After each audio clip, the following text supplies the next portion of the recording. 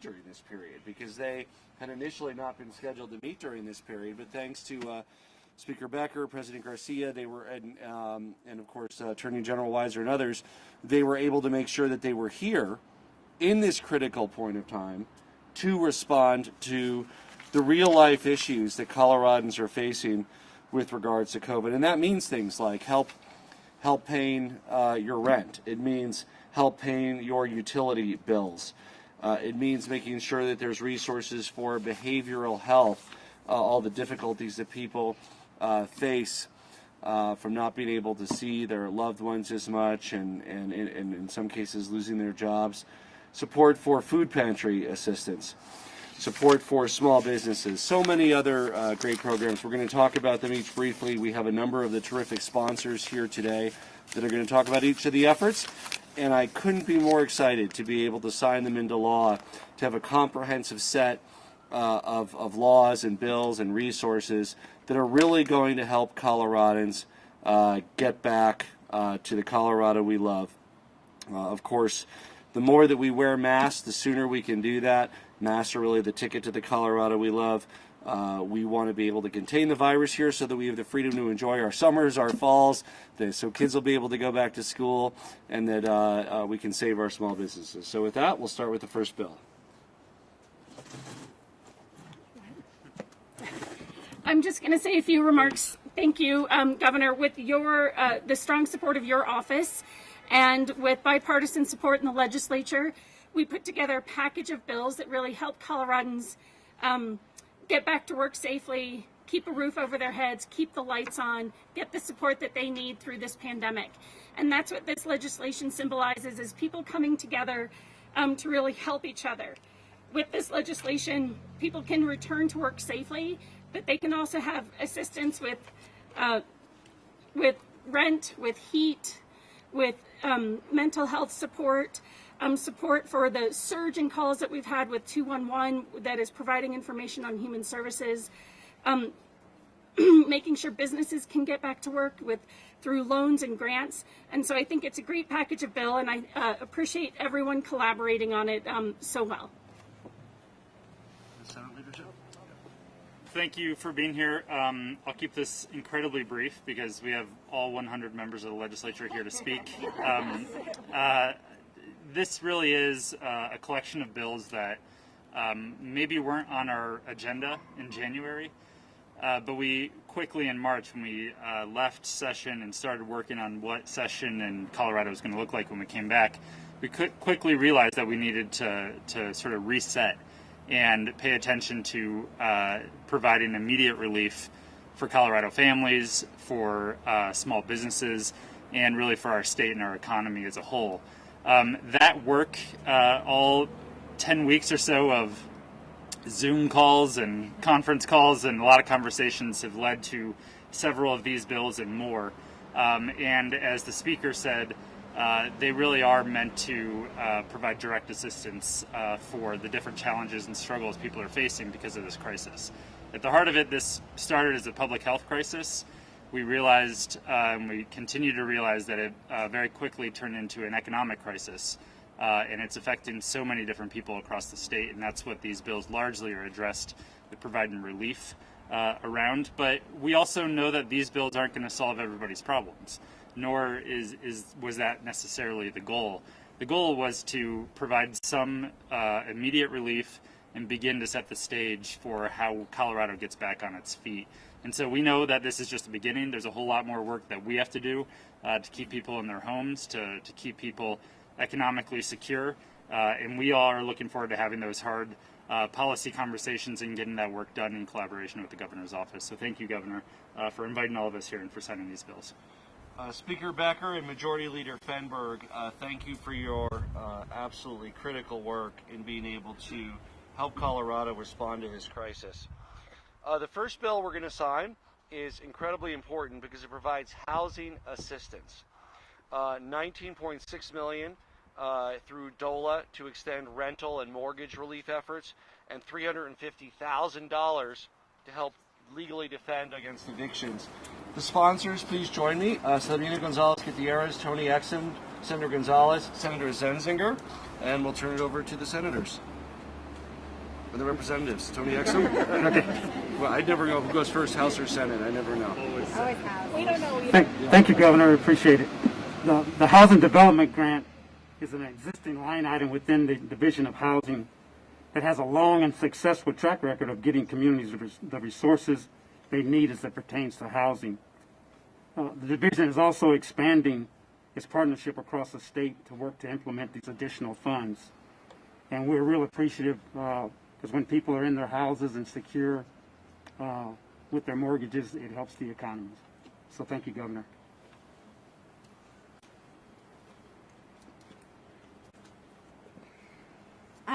Thank you, Governor. My name is Serena Gonzalez Gutierrez. I represent House District 4, and I just want to thank you again and thank everyone that put in all the work to get this type of legislation passed for Coloradans that need to, fill in the gaps. There's around $20,000 that will be allocated through this piece of legislation. Going 20 million. Oh my goodness, I keep doing that. Everybody's like, wait a minute, that's not enough. $20 million.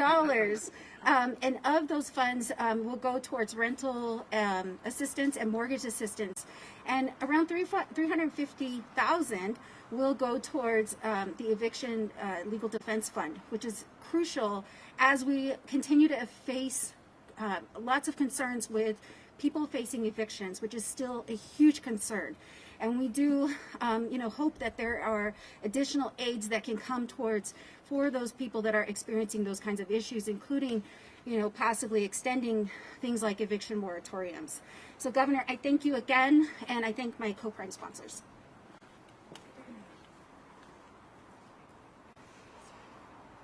If you're a renter and you are worried about what to do when your extended unemployment insurance benefits run out, know that there are $20 million available now to assist you.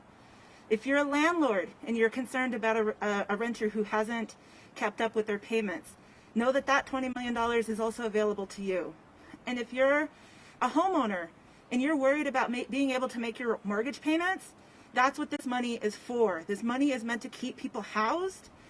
And we know that as the CARES federal dollars begin to expire, as some of the eviction moratoria begin to expire this summer, that's what this money is meant to do, is to keep people housed. And I'm very proud that we were able to allocate these precious dollars in a way that will keep people in their homes. Thank you.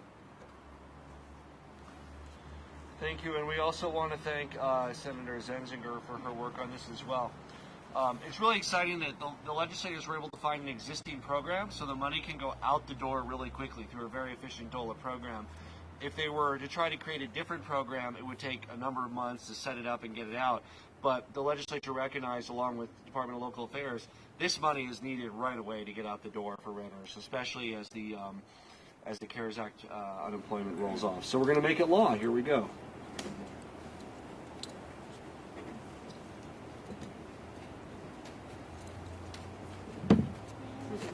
Go. One more place to sign.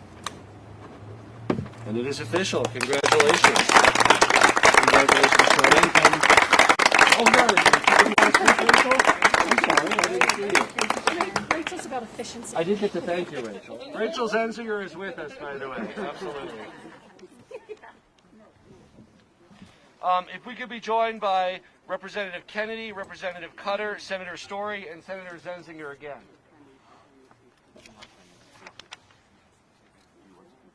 So, similar to housing assistance, another area that people need help is just paying for their basic utility service.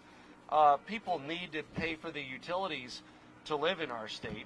Utility disconnections can hurt people's livelihood, they can hurt people's health, and that has been a real threat, especially from people who are experiencing loss of income or will experience loss of income when the CARES Act unemployment runs out in July. Now, many of the people that have lost their job may also be eligible for assistance through the State Low Income Energy Assistance Program, or LEAP, or Energy Outreach Colorado. And in addition, there's this $4.8 million towards energy outreach that'll go to direct heating, cooling, electricity payments for folks. So with that, whichever of the sponsors would like to go first. Senator Story. Thank you so much, Governor, for having us all here this morning to sign these really important bills that are receiving CARES funding. And this one in particular, the $5 million going towards utility payments, is so important for those who have been financially impacted due to this pandemic and will help people stay in their homes. So I'm delighted to be a sponsor on this bill. I'm Tammy Story and I represent Senate District 16, and I just want to thank you again, Governor, for allowing us to be here to do this really important signing. Hi, I'm Lisa Cutter, and I represent House District 25. And I, first of all, just want to say thank you to the governor and all my colleagues in both houses or both bodies for the all coming together to do some really important things for Coloradans when we needed to. They turned around really quickly, as you've heard, and I'm really happy to be part of that effort.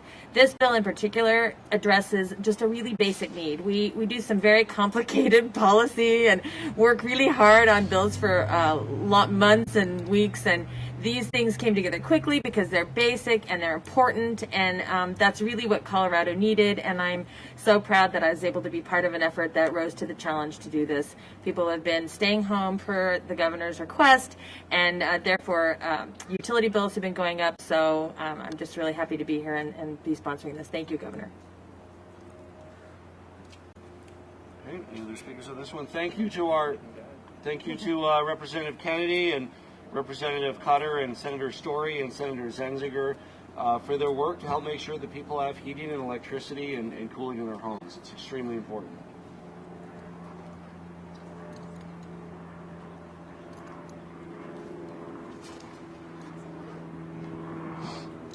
Congratulations.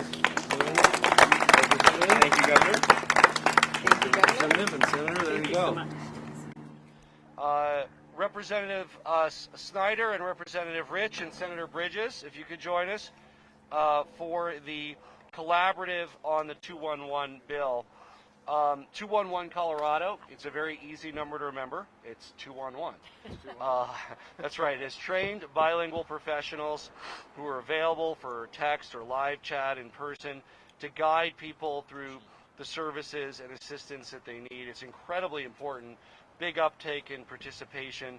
This bill gives them the resources they need to help be able to serve the people of Colorado in a convenient way. Which of our sponsors would like to speak to it first here? I guess I'll go first. Okay, Representative Rich. Thank you, Governor. I'm Janice Rich. I'm from House District 55, and that is the city of Grand Junction. So I've come a long way for this signing. The 211 call center, that is so important. One of the call centers is in Mesa County, where I'm from, and it has really served as a lifeline to Colorado and to all of the people that use that service. And when we first thought that this bill might not pass, and we, because it didn't happen right at the end, it happened at the beginning, and we thought, uh-oh. But we were able to get that funding, and I'm so proud that we're able to continue this service. So thank you.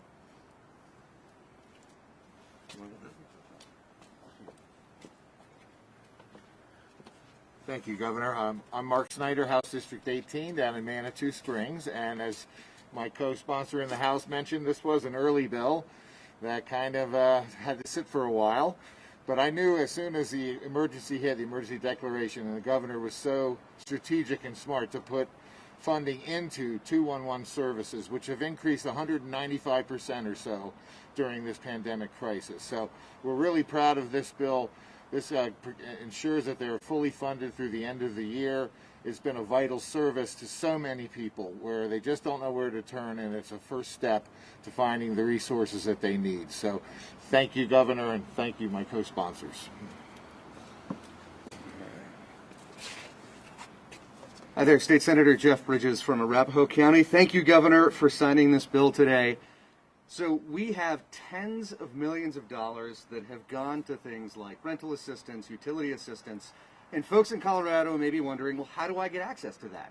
One great way to get access to it is by calling 211. So this is sort of the piece of the puzzle today that helps connect folks to the resources that we have put into place to help folks stay in their homes, to help folks make sure that they have the funds they need to pay for their utilities. It's very difficult to stay safer at home if you don't have a home to stay safer in.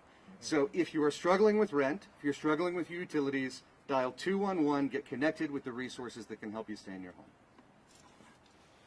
Thank you.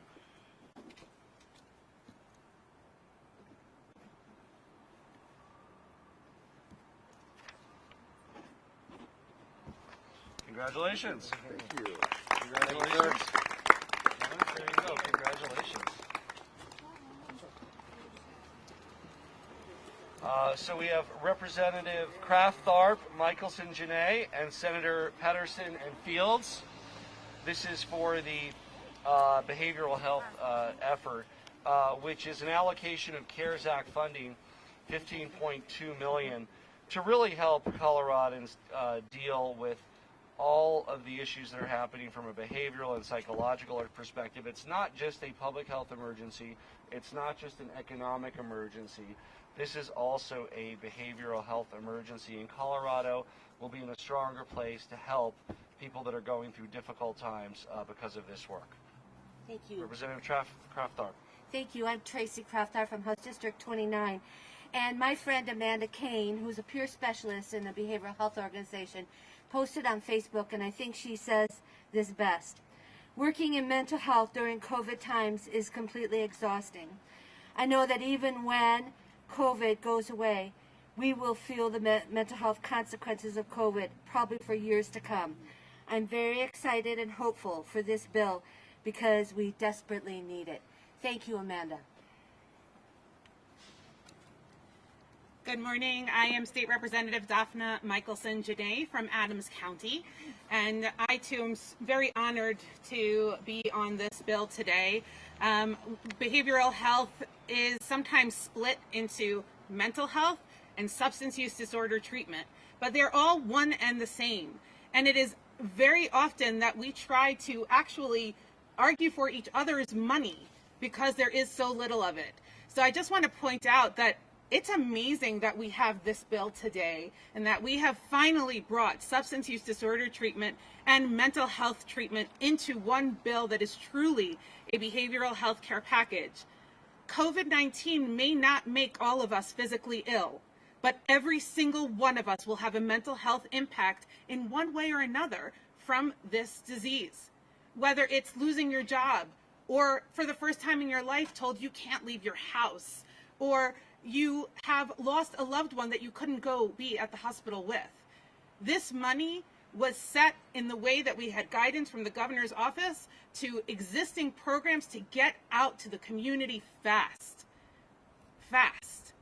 So if you are struggling because you've been locked in your house with your opioids and your alcohol or your firearm, now's the time to reach out for help, because we have the resources for you, and the governor is about to sign that into law, and I'm so honored to be a part of it.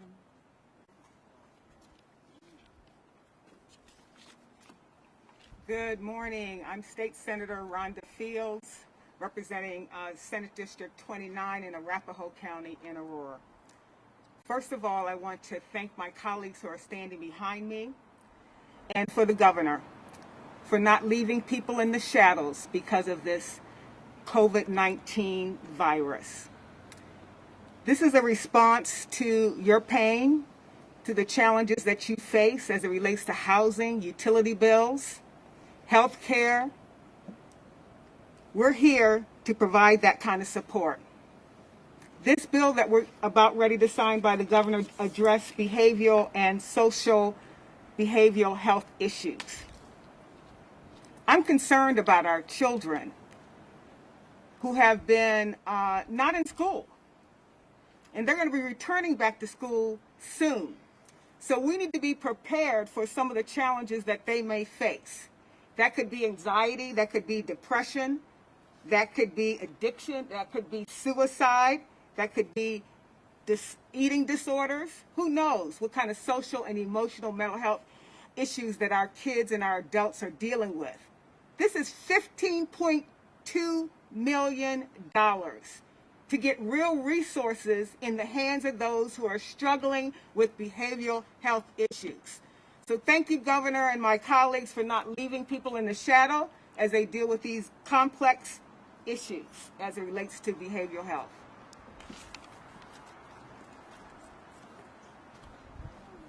Hi friends, my name is Brittany Pedersen. I represent part of Jefferson County, and I'm incredibly proud of this bill because unfortunately behavioral health needs are oftentimes overlooked. It's, secondary on the list of things of importance, and we're seeing that across the nation. But in Colorado, we made sure to prioritize funding these supports.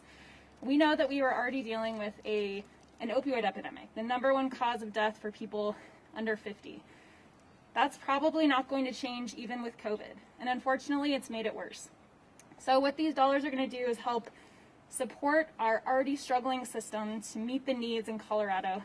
We've seen with early data, it suggests that there's been a 50% increase in overdose deaths, and we've seen an increase in suicides.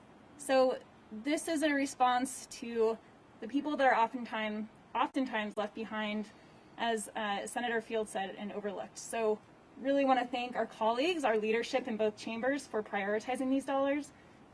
It's incredibly an honor to carry this bill, and thank you. And just a point, this bill is funded with CARES Act money, which means it doesn't align with the normal one-year fiscal year of the state. This is money for this calendar year, basically. So it will be used by December, which is one of the areas that the CARES Act is focused in. So it'll provide immediate help and relief. Also, there will be Coloradans, and there are Coloradans, who it's more important than ever before that they stay at home. And that's people, if you've been contacted because you've been exposed to the virus, you then have an isolation period of 14 days. And we do that, and we make sure that we honor that so that we don't have to have community-wide stay-at-home situations. So it's very important that if a contact tracer reaches out to you, notifies you that you've been exposed to somebody who has the virus, that you isolate yourself, that you get tested, and that's the way that we can avoid these very difficult, from a behavioral health and psychological perspective, community-wide need to stay at home.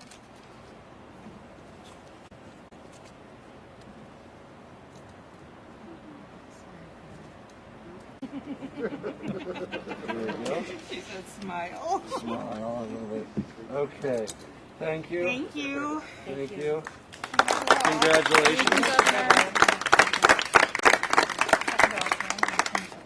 Oh, is this a different one? Which one's this?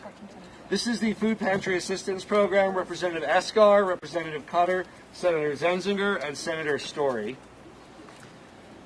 And this is, so many people have relied on our food banks and our food pantries during this crisis, and many of them have run out of inventory, or serving a lot more people and have to serve them more often. This assists local food pantries and food banks in getting food right from Colorado farmers and ranchers. So it really is a double win, and would be happy to have some of our sponsors tell us about the bill. Good morning. I'm State Representative Donna Esgar from House District 46, which is Pueblo. Those of you who didn't know, from Pueblo. This bill is so important. It's a bill that we started talking about long before COVID even hit. The need to make sure that we are getting funding to these food pantries that work directly with our Colorado farmers and ranchers to make sure not only are we getting enough food in these food pantries for our communities, but connecting them with healthy food that's grown right here in Colorado. And when COVID hit, I don't think there's a single one of us in the legislature who didn't see an impact in one of our districts that had to do with people getting access to food. And that's what this funding specifically from the CARES Act is intended to do, is make sure we get funding directly into these food pantries sooner than later for the middle of this crisis, to make sure that people are having access to healthy, nutritional food grown right here in Colorado within their own local food pantries. So thank you, Governor, for signing this bill, and thank you to my sponsors as well for moving forward and pushing this bill through today. Well, good morning, everybody. I'm State Senator Rachel Zenzinger. I represent Senate District 19, which is Arvada and Westminster in Jefferson County. This was a bill idea that surfaced up through the Joint Budget Committee early on in the session, and we were very nervous that we weren't going to be able to move forward with it because of the fiscal impact of the coronavirus on our budget. When we were short $3.3 billion, we were very, very worried that we weren't going to be able to see this kind of policy to fruition. But thankfully, we were able to partner with other members of the legislature. Thankfully, we had a governor that cares about food assistance and making sure that people are fed, and that we were able to set aside a portion of the CARES Act dollars for this purpose. This bill is incredible because it leverages partnerships partnerships with nonprofit organizations, food pantries, for-profit organizations, local farmers, and your local government and state governments. It's an incredible partnership opportunity in order to make sure that people are fed, which is our most basic human need here on our planet. So I'm very pleased that we're going to be able to sign this bill into law today, and I'm very grateful to my co-sponsors and to the governor for signing it. Thank you.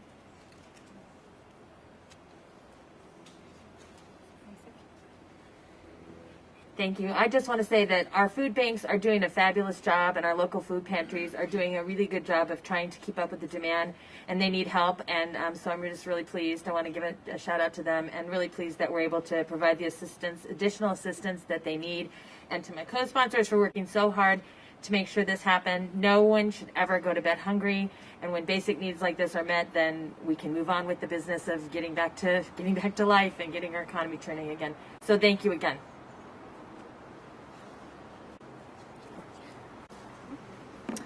Good morning, everyone. I'm Tammy Story, and I represent Senate District 16. It's the mountains of Jeffco, southern Boulder County, all of Gilpin, and the southwest corner of Denver.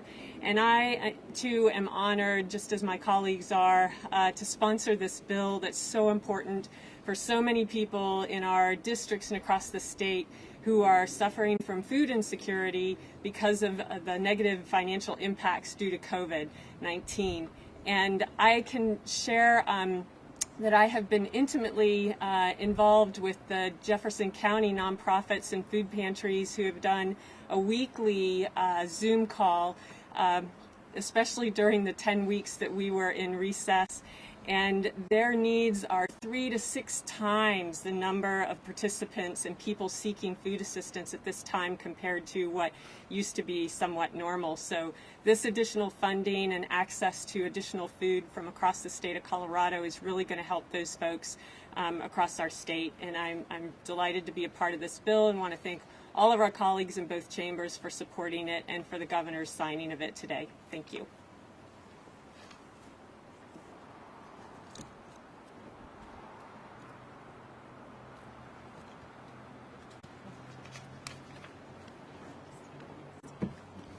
Congratulations. Thank you.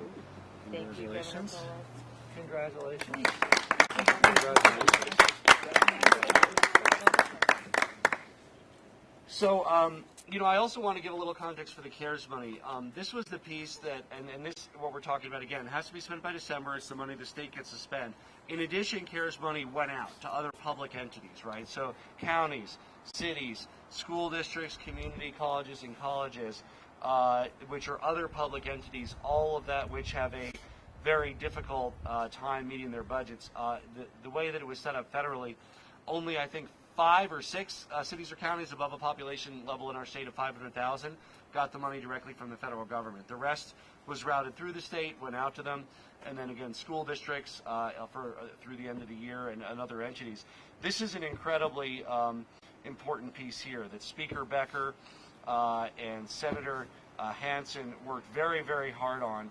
This is the CARE subfund. It's $70 million of federal CARES Act funds, and it's really extremely important for the ongoing response to COVID, and we'll turn it over to Senator Hansen and Speaker Becker. All right, thank you very much, Governor. Chris Hansen, represent Senate District 31 in Southeast Denver. The governor's exactly right. This was a very important piece of legislation that we put in place to make sure that that money was being spent efficiently and went to the people who needed it most. In this case, we directed any of the excess funds to help support the Unemployment Insurance Trust Fund. As we know, unemployment claims climbed very quickly. New records, in fact, not records we should be happy about, but because of the crisis, unemployment was a critical piece of the safety net in the state of Colorado. And so this additional money will help support that program, make sure we get back to solvency more quickly, make sure people get the benefits that they need, and that ultimately supports people being able to get through this crisis and get back on their feet quickly. So thank you, Governor, for making this law today.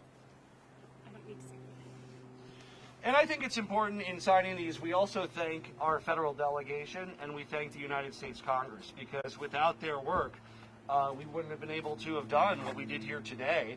The cuts would have been more devastating. The additional support in these areas simply would not have been something the legislature could have even contemplated without our federal delegation. Almost all of them, Republicans and Democrats, with only one exception, all supporting this important work. And I think we all owe a debt of gratitude for our federal government for stepping up at a time when we know that not just Colorado, but every state in the United States needs it. And I'd like to renew my call on United States Congress. I'm sure I'm joined by many members of the legislature, if not all, on passing another assistance bill that will support the critical work on the front lines of states. The House passed a bill called the HEROES Act. It'll be in negotiations with the Senate for some kind of assistance on COVID response. And I know that just as we're showing that Colorado has managed the first round efficiently, effectively, in a bipartisan way, we can be confident that when there's another round, I'll be optimistic, when there is another round of support, Colorado will once again rise to the occasion and be able to make sure that those resources reach those who need them the most and really help us recover in a robust way from the COVID crisis.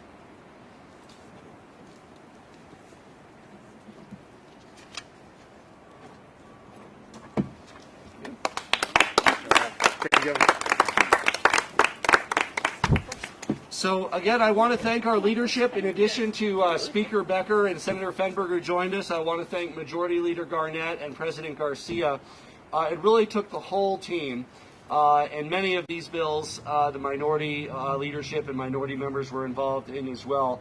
But it really took the entire legislature working together to do this in a way that was effective, efficient, reach those who need it, and showed that Colorado is a good governance state that can respond in a nimble way and make sure that resources actually can get out and reach those who need them the most. So thank you to our state legislature for this amazing work and making sure that we're able to help make a positive difference in the lives of Coloradans. Thank you. Really well done, everybody. I mean, this is so incredible. Efficient and effective. And Janice, thank you for Janice. I want to thank her. That's great. Thank you.